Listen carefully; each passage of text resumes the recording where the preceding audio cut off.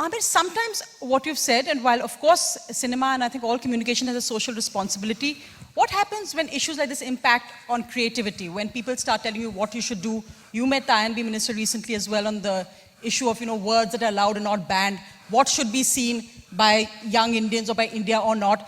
It's a thin line. I mean, people have referred to Delhi Belly and talked about that when you referred to, AIB roast is not something you agree with. How do you decide about where censorship, when you say this is what India should see or this is what should be shown in films? Actually, I'm not saying that's what India should see or what we should make in film. I'm not saying that. Okay. I'm not saying that's what we should do. I'm saying that's what we could do. There's a big difference in that. Okay. The moment I say that's what we should do, then I'm telling everyone what to do. I'm not doing that. I'm saying that's what we could do. It's an opportunity. We can either seize it or not. Each one of us as a creative person is free to make what we want. I don't have to make content which has something to offer to a society. I don't have to. I can just make you laugh. That's fine. That's also a good job in any case. Just entertaining people is a job in itself. So that's fine.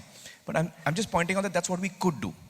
Regarding censorship, so I'm saying that I can make a film just my own creative urge that I want to make a film. It doesn't have to have a message in it. So I'm not saying that every filmmaker should suddenly start doing that. I'm just pointing out that that opportunity exists. The other thing that I want to say about, if you brought up about censorship, is that there are 2-3 aspects to it. One, certainly, we should, I'm totally against banning any kind of material. I'm totally against banning any kind of material.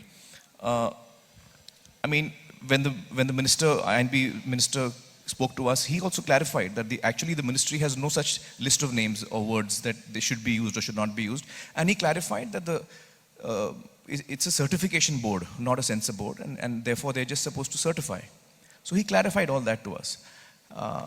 And it was really nice to hear that. So,